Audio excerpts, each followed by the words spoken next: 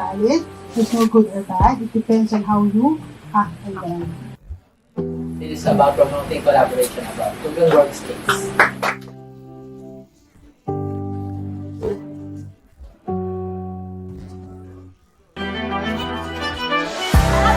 Nakalimutan nyo.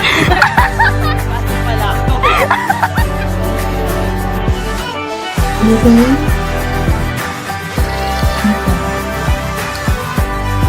Meeting.